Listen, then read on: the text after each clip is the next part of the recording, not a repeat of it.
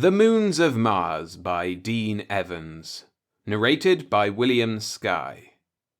This story is brought to you by Frederick Burrell, one of my fantastic Patreon backers. Thank you so much for your continued support. A quick content warning. This story includes a moment of violence towards a minor. If that might cause you upset, perhaps consider giving this one a miss and enjoying one of the many other stories on this channel. Every boy should be able to whistle, except of course Martians. But this one did. He seemed a very little boy to be carrying so large a butterfly net. He swung it in his chubby right fist as he walked, and at first glance you couldn't be sure if he were carrying it or it carrying him. He came whistling. All little boys whistle. To little boys, whistling is as natural as breathing. However, there was something peculiar about this particular little boy's whistling. Or rather, there were two things peculiar, but each was related to the other. The first was that he was a Martian little boy. You could be very sure of that, for Earth little boys have earlobes while Martian little boys do not, and he most certainly didn't. The second was the tune he whistled, a somehow familiar tune, but one which I should have thought not very appealing to a little boy. "Hi there," I said when he came near enough. "What's that you're whistling?" He stopped whistling and he stopped walking, both at the same time, as though he had pulled a switch or turned a tap that shut them off. Then he lifted his little head and stared up into my eyes. "The calm," he said in a sober little boy voice. "The what?" I asked. "From the William Tell overture," he explained, still looking up at me. He said it deadpan, and his wide brown eyes never once batted. "Oh," I said, "and where did you learn that?" "My mother taught me." I blinked at him. He didn't blink back. His round little face still held no expression, but if it had, I knew it would have matched the title of the tune he whistled. "You whistle very well," I told him. That pleased him. His eyes lit up and an almost smile flirted with the corners of his small mouth. He nodded grave agreement. "Been after butterflies, I see. I'll bet you didn't get any. This is the wrong season." The light in his eyes snapped off. "Well, goodbye," he said abruptly and very relevantly. "Goodbye," I said. His whistling and his walking started up again in the same spot where they had left off. I mean, the note he resumed on was the note which followed the one interrupted, and the step he took was with the left foot, which was the one he would have used if I hadn't stopped him. I followed him with my eyes. An unusual little boy. A most precisely mechanical little boy. When he was almost out of sight, I took off after him, wondering. The house he went into was over in that crumbling section which forms a curving boundary line, marking the limits of those frantic and ugly original mine workings made many years ago by the early colonists.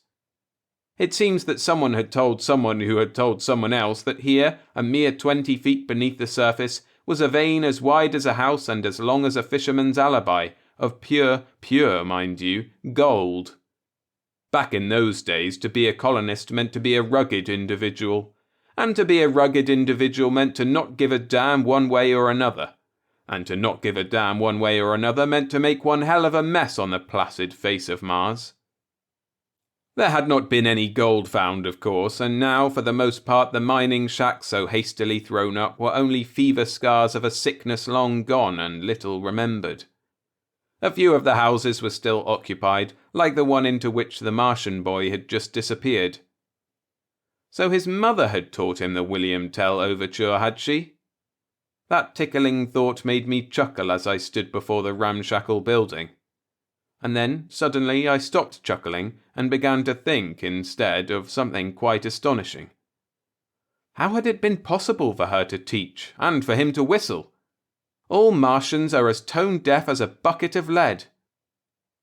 I went up 3 slab steps and rapped loudly on the weather-beaten door. The woman who faced me may have been as young as 22, but she didn't look it. That shocked look which comes with the first realization that youth has slipped quietly away downstream in the middle of the night and left nothing but frightening rocks of middle age to show cold and grey in the hard light of dawn was like the validation stamp of time itself in her wide, wise eyes. And her voice wasn't young anymore either. "Well, and what did I do now?" "I beg your pardon," I said. "You're mobile security, aren't you? Or is that badge you're wearing just something to cover a hole in your shirt?" "Yes, I'm security, but does it have to mean something?" I asked. "All I did was knock on your door." "I heard it." Her lips were curled slightly at one corner. I worked up a smile for her and let her see it for a few seconds before I answered. "As a matter of fact, I don't want to see you at all. I didn't know you lived here and I don't know who you are. I'm not even interested in who you are. It's the little boy who just went in here that I was interested in. The little Martian boy, I mean." Her eyes spread as though somebody had put fingers on her lids at the outside corners and then cruelly jerked them apart. "Come in," she almost gasped. I followed her. When I leaned back against the plain door, it closed protestingly. I looked around. It wasn't much of a room, but then you couldn't expect much of a room in a little ghost of a place like this. A few knickknacks of the locality stood about on 2 tables and a shelf, bits of rock with streak veins of fused corundum, not bad if you like the appearance of squeezed blood. There were 2 chairs and a large table intended to match the chairs, and a rough divan kind of thing made of discarded cratings which had probably been hauled here from the international spaceport 10 miles to the west. In the back wall of the room was a doorway that led dimly to somewhere else in the house. Nowhere did I see the little boy. I looked once again at the woman. "What about him?" she whispered. Her eyes were still startled. I smiled reassuringly. "Nothing, lady, nothing. I'm sorry I upset you. I was just being nosy is all, and that's the truth of it. You see, the little boy went by me a while ago and he was whistling. He whistles remarkably well. I asked him what the name of the tune was and he told me it was The Calm from William Tell. He also told me his mother had taught him." Her eyes hadn't budged from mine, hadn't flickered. They might have been bright, moist marbles glued above her cheeks. She said one word only. "Well?" "Nothing," I answered, "except that Martians are supposed to be tone deaf, aren't they? It's something lacking in their sense of hearing. So when I heard this little boy and saw he was a Martian, and when he told me his mother had taught him..." I shrugged and laughed a little. "Like I said before, I guess I got just plain nosy." She nodded. "We agree on that last part." Perhaps it was her eyes, or perhaps it was the tone of her voice, or perhaps, and more simply, it was her attitude in general. But whatever it was, I suddenly felt that, nosy or not, I was being treated shabbily. "I would like to speak to the Martian lady," I said. "There isn't any Martian lady." "There has to be, doesn't there?" I said it with little sharp prickers on the words. But she did too. "Does there?" I gawked at her and she stared back. And the stare she gave me was hard and at the same time curiously defiant, as though she would dare me to go on with it. As though she figured I hadn't the guts. For a moment I just blinked stupidly at her, as I had blinked stupidly at the little boy when he told me his mother had taught him how to whistle.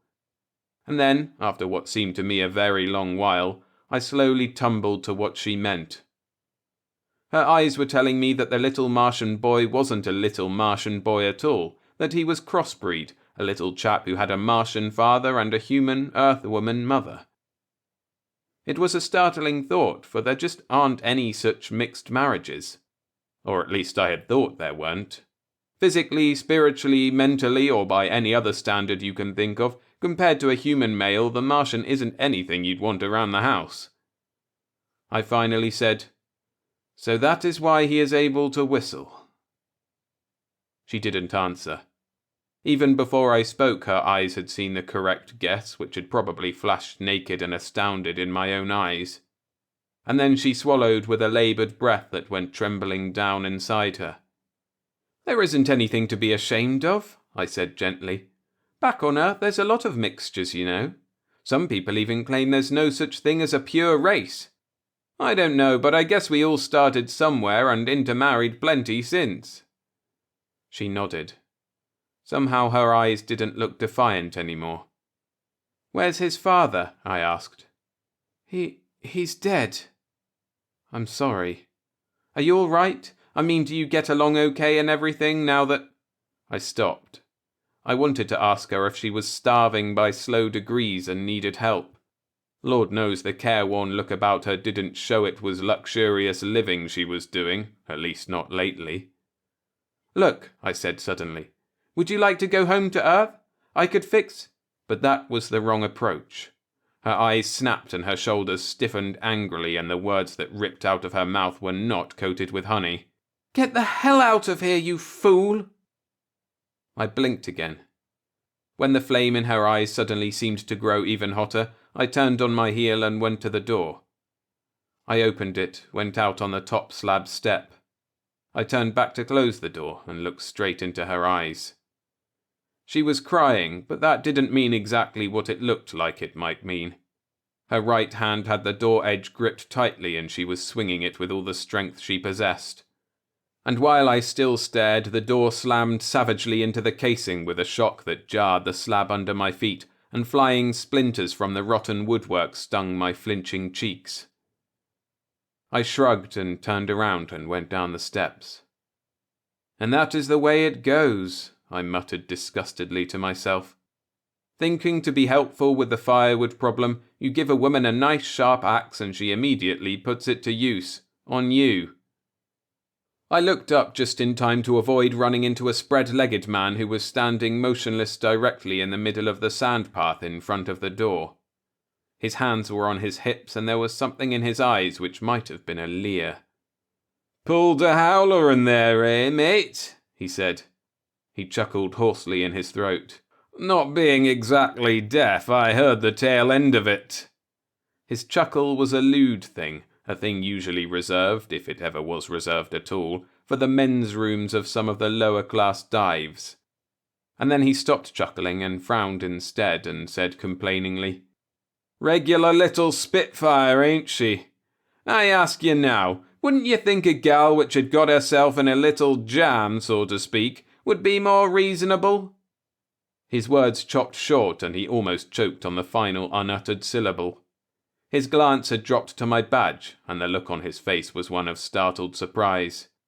"Aye," he said. I cocked a frown of my own at him. "Well, so long, mate," he grunted, and spun around and dug his toes in the sand and was away.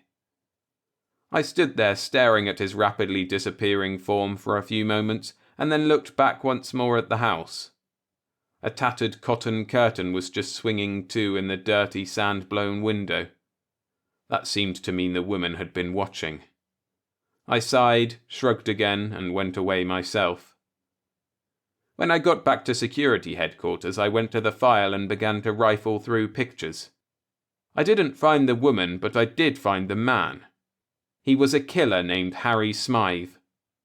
I took the picture into the chief's office and laid it on his desk, waited for him to look down at it and study it for an instant, and then to look back up to me, which he did.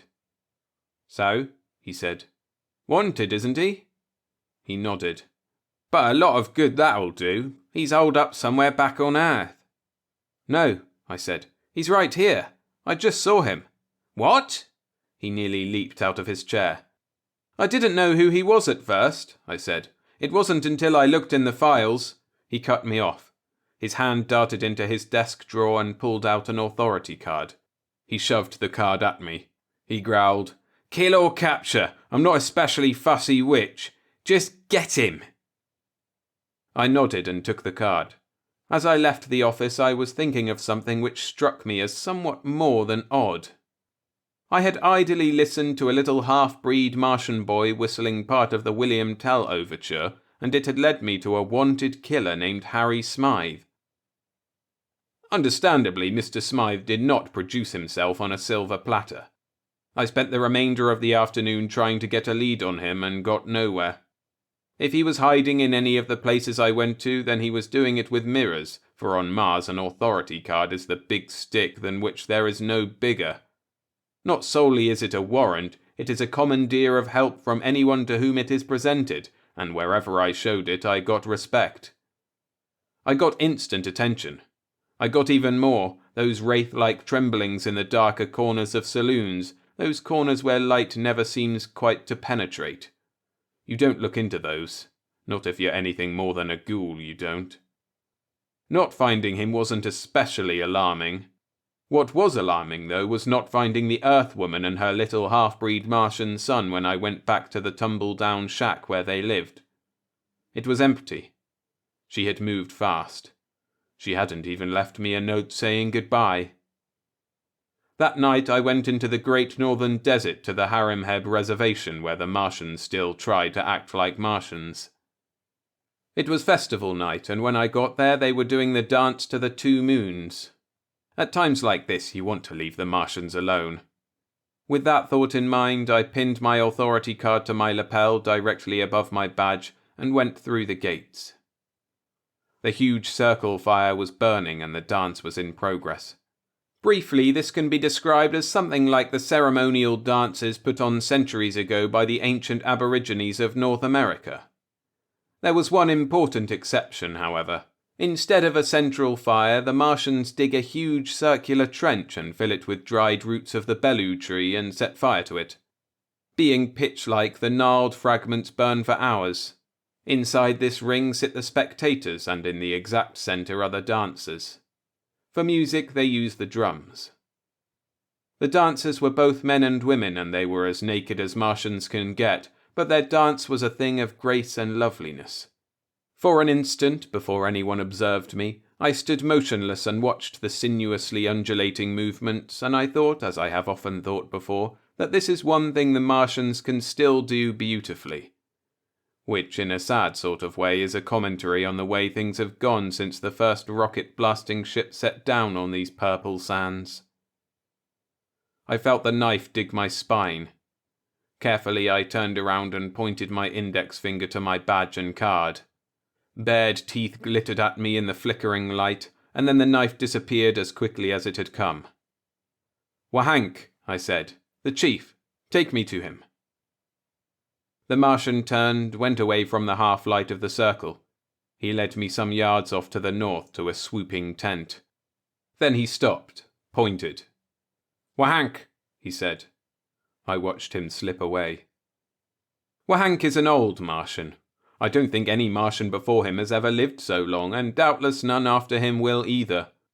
His leathery, almost purple-black skin was rough and had a charred look about it, and up around the eyes were little plaits and folds that had the appearance of being done deliberately by a Martian sand artist. "Good evening," I said, and sat down before him and crossed my legs. He nodded slowly. His old eyes went to my badge. From there they went to the authority card. "Power sign of the Earthmen," he muttered. "Not necessarily," I said. "I'm not here for trouble. I know as well as you do that before tonight is finished, more than half of your men and women will be drunk on illegal whiskey." He didn't reply to that. "And I don't give a damn about it," I added distinctly. His eyes came deliberately up to mine and stopped there. He said nothing. He waited. Outside, the drums throbbed, slowly at first, then moderated in tempo. It was like the throbbing, or sobbing if you prefer, of the old pumps whose shafts go so tirelessly down into the planet for such pitifully thin streams of water. "I'm looking for an Earthwoman," I said. "This particular Earthwoman took a Martian for a husband." "That is impossible," he grunted bitterly. "I would have said so too," I agreed. "Until this afternoon, that is." His old dried lips began to purse and wrinkle. "I met her little son," I went on. "A little semi-human boy with Martian features. Or, if you want to turn it around and look at the other side, a little Martian boy who whistles." His teeth went together with a snap. I nodded and smiled. "You know who I'm talking about?" For a long while he didn't answer.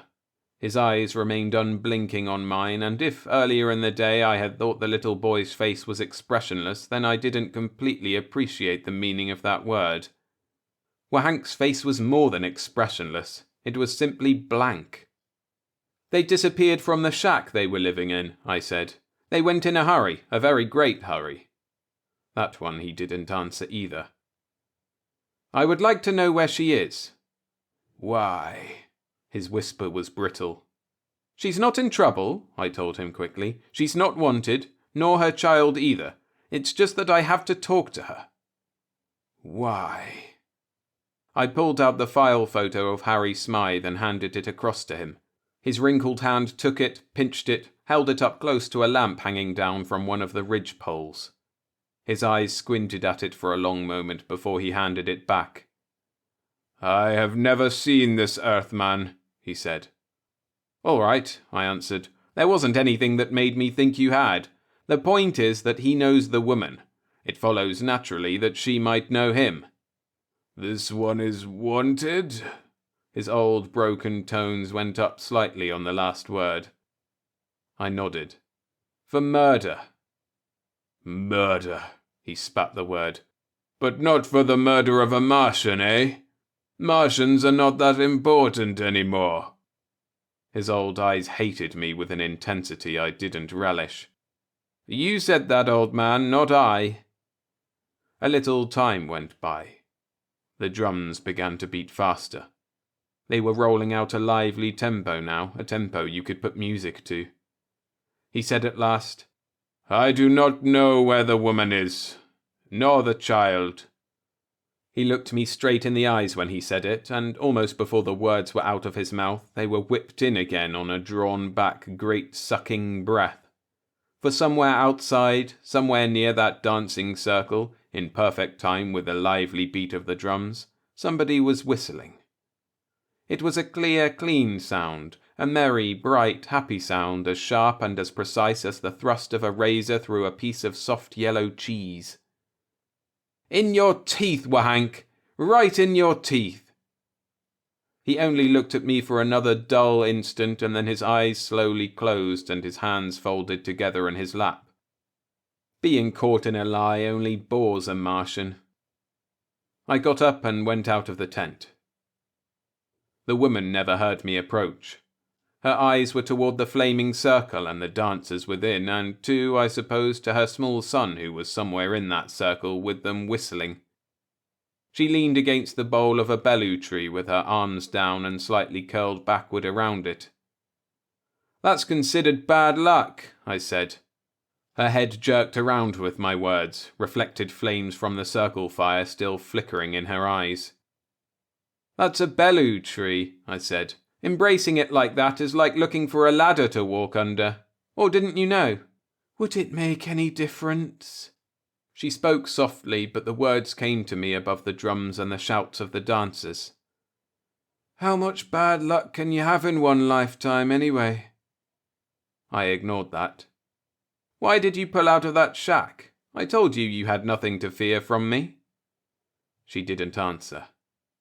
"I'm looking for the man you saw me talking with this morning," I went on. "Lady, he's wanted, and this thing on my lapel is an authority card. Assuming you know what it means, I'm asking you where he is." "What man?" Her words were flat. "His name is Harry Smythe." If that meant anything to her, I couldn't tell. In the flickering light from the fires, subtle changes in expression weren't easily detected. "Why should I care about an Earthman? My husband was a Martian, and he's dead, see? Dead. Just a Martian. Not fit for anything, like all Martians. Just a bum who fell in love with an Earthwoman and had the guts to marry her. Do you understand? So somebody murdered him for it. Ain't that pretty? Ain't that something to make you throw back your head and be proud about? Well, ain't it? And let you tell me, mister, whoever it was, I'll get him. I'll get him." I could see her face now, all right. It was a twisted, tortured thing that writhed at me in its agony. It was small yellow teeth that bared at me in viciousness. It was eyes that brimmed with boiling, bubbling hate like a ladle of molten steel splashing down on bare white flesh. Or, simply, it was the face of a woman who wanted to kill the killer of her man. And then, suddenly, it wasn't. Even though the noise of the dance and the dancers was loud enough to command the attention and the senses, I could still hear her quiet sobbing, and I could see the heaving of the small, thin shoulders. And I knew then the reason for old Wahank's bitterness when he had said to me, "But not for the murder of a Martian, eh? Martians are not that important anymore." What I said then probably sounded as weak as it really was. "I'm sorry, kid. But look, just staking out in that old shack of yours and trying to pry information out of the type of men who drifted your way, well, I mean, there wasn't much sense in that now, was there?" I put an arm around her shoulders. "He must have been a pretty nice guy," I said. "I don't think you'd have married him if he wasn't." I stopped. Even in my own ears my words sounded comfortless. I looked up over at the flaming circle and at the sweat-laved dancers within it. The sound of the drums was a wild, cacophonous tattoo now, a rattle of speed and savagery combined, and those who moved to its frenetic jabberings were not dancers anymore, but only frenzied, jerking figurines on the strings of a puppeteer gone mad. I looked down again at the woman. "Your little boy and his butterfly net," I said softly, "in a season when no butterflies can be found. What was that for? Was he part of the plan too, and the net just the alibi that gave him a passport to wander where he chose? So that he could listen, pick up a little information here, a little there?" She didn't answer. She didn't have to answer. My guesses can be as good as anybody's. After a long while she looked up into my eyes. "His name was Tahili," she said. "He had the secret. He knew where the gold vein was. And soon, in a couple of years maybe, when all the prospectors were gone and he knew it would be safe, he was going to stake a claim and go after it. For us. For the three of us." I sighed. There wasn't, isn't, never will be any gold on this planet. But who in the name of God could have the heart to ruin a dream like that? Next day I followed the little boy. He left the reservation in a cheery frame of mind, his whistle sounding loud and clear on the thin morning air. He didn't go in the direction of town, but the other way, toward the ruins of the ancient temple city of the Moons. I watched his chubby arm and the swinging of the big butterfly net on the end of that arm. Then I followed along in his sandy tracks. It was desert country, of course. There wasn't any chance of tailing him without his knowledge, and I knew it. I also knew that before long he'd know it too. And he did, but he didn't let me know he did until we came to the Rag Cliffs, those filigree walls of stone that hide the entrance to the Valley of the Two Moons. Once there, he paused and placed his butterfly net on a rock ledge and then calmly sat down and took off his shoes to dump the sand while he waited for me.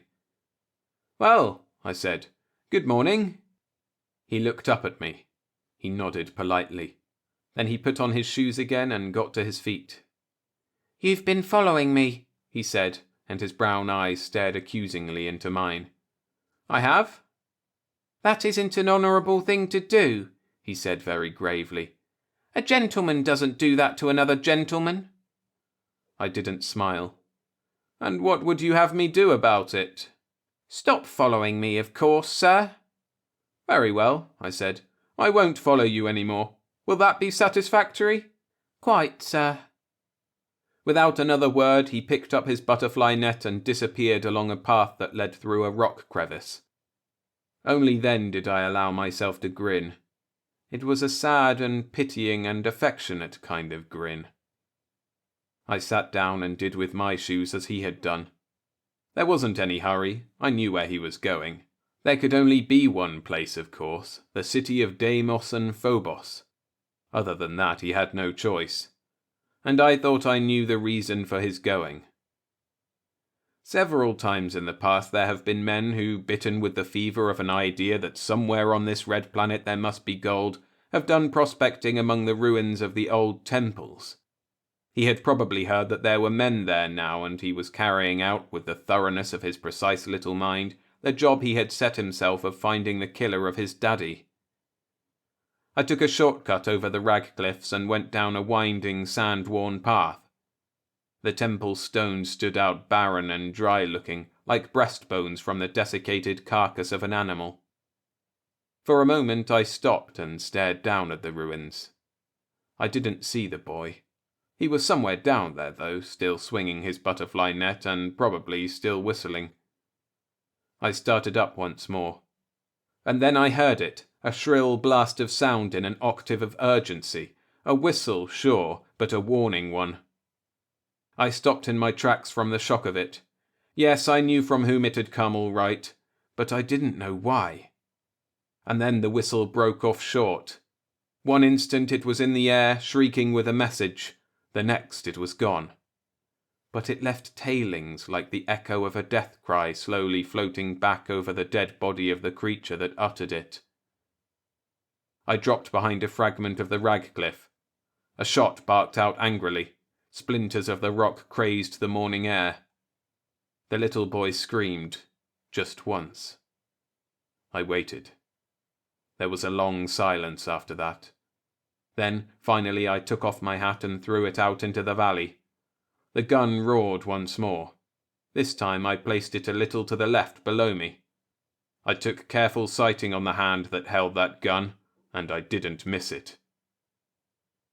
It was Harry Smythe, of course. When I reached him, he had the injured hand tucked tightly in the pit of his other arm. There was a grim look in his eyes, and he nodded as I approached him. "Good shooting, mate. Should be a promotion in it for you. Shooting like that, I mean." "That's nice to think about," I said. "Where's the boy? I owe him a little something. If he hadn't whistled a warning, you could have picked me off neat." "I would," he nodded calmly. "Where is he?" "Behind the rock there, in that little alcove, sort of." He indicated with his chin. I started forward. I watched him, but I went toward the rock. "Just a minute, mate." I stopped. I didn't lower my gun. "That bloody wench we spoke about yesterday. You know, out in front of that shack. Well, just a thought, of course, but if you pull me in and if I get it, what'll become of her, do you suppose? Mean to say, I couldn't support her when I was dead, could I?" "Support her?" Surprise jumped into my voice. "What I said. She's my wife, you know. Back on Earth, I mean. I skipped out on her a few years back, but yesterday I was on my way to looking her up when you—" "She didn't recognize the name Harry Smythe," I said coldly. "I'm afraid you'll have to think a little faster." "Of course she didn't. How could she? That ain't my name. What made you think it was?" Bright beads of sweat sparkled on his forehead, and his lips had that frantic looseness of lips not entirely under control. "You left her," I grunted, "but you followed her across space anyway, just to tell her you were sorry and you wanted to come back. Is that it?" "Well," his eyes were calculating, "not the God's honest, mate, no.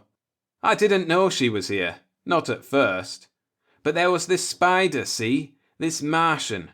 His name was Tahili, and he used to hang around the saloons and he talked a lot, see? Then's when I knew." "So it was you who killed him," I said. "One murder wasn't enough back on Earth. You had to pile them up on the planets." I could feel something beginning to churn inside of me. "Wait. Sure, I knocked off the Martian, but a fair fight, see? That spider jumped my claim. A fair fight it was, and anybody'd done the same. But even without that, he had it coming anyway, wouldn't you say? Bigamist and all that, you know. I mean, marrying a woman already married." His lips were beginning to slobber. I watched them with revulsion in my stomach. "Wouldn't you say, mate? Just a lousy, stinking Martian, I mean." I swallowed. I turned away and went around the rock and looked down. One look was enough. Blood was running down the cheek of the prone little Martian boy, and it was coming from his mouth. Then I turned back to the shaking man. "Like I say, mate, I mean, what would you have done in my place? Whistling always did drive me crazy. I can't stand it. A phobia, you know. People suffer from phobias." "What did you do?" I took 3 steps toward him. I felt my lips straining back from my teeth. "Wait now, mate. Like I say, it's a phobia. I can't stand whistling. It makes me suffer. So you cut out his tongue?" I didn't wait for his answer. I couldn't wait. While I was still calm, I raised my gun on his trembling figure. I didn't put the gun up again until his body stopped twitching and his fingers stopped clawing in the sands. From the desk to the outside door, the hospital corridor runs just a few feet, but I'd have known her at any distance. I sighed, got to my feet, and met her halfway. She stopped before me and stared up into my eyes. She must have run all the way when she got my message, for although she was standing as rigid as a pole in concrete, something of her exhaustion showed in her eyes. "Tell me," she said in a panting whisper. "Your boy is going to be okay." I put my arm around her. "Everything's under control. The doctors say he's going to live and pull through and—" I stopped. I wondered what words I was going to use when no words that I had ever heard in my life would be the right ones. "Tell me." She pulled from my grasp and tilted her head so that she could look up into my eyes and read them like a printed page. "Tell me." "He cut out the boy's... He said he couldn't stand whistling. It was a phobia, he claimed. 8 bullets cured his phobia, if any." "He cut out what?" "Your son's tongue." I put my arm around her again, but it wasn't necessary. She didn't cry out, she didn't slump. Her head did go down and her eyes did blink once or twice, but that was all. "He was the only little boy on Mars who could whistle," she said. All of the emotion within her was somehow squeezed into those few words. I couldn't get it out of my mind for a long while. I used to lie in bed and think of it somewhat like this. There was this man with his feet planted in the purple sands, and he looked up into the night sky when the moon called Deimos was in perigee, and he studied it. And he said to himself, "Well, I shall write a book, and I shall say in this book that the moon of Mars is thus and so. And I will be accurately describing it, for in truth the moon is thus and so." And on the other side of the planet there was another man, and he too looked up into the night sky, and he began to study the moon called Phobos, and he too decided to write a book, and he knew he could accurately describe the moon of Mars, for his own eyes had told him it looked like thus and so, and his own eyes did not lie. I thought of it in a manner somewhat like that.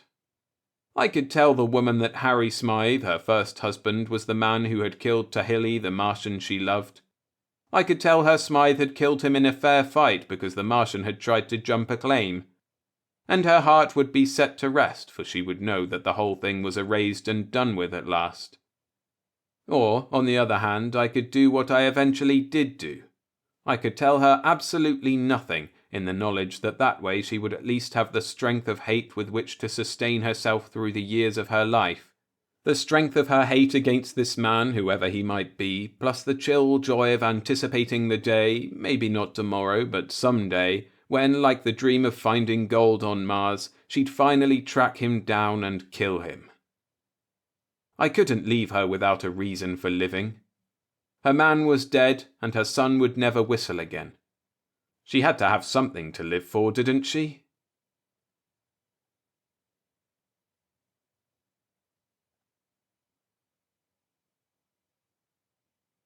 Thanks for listening. If you enjoyed the story, hit the like button. I've recently taken the decision to move most of my stories to Substack, where the channel can continue to prosper in a sustainable way, something which I can no longer do on YouTube due to recent events. So if you want to keep in the loop with 3 free stories every week, plus options to support further, head to my Substack page, which you can see on screen now, and a link in the description. I'll see you there.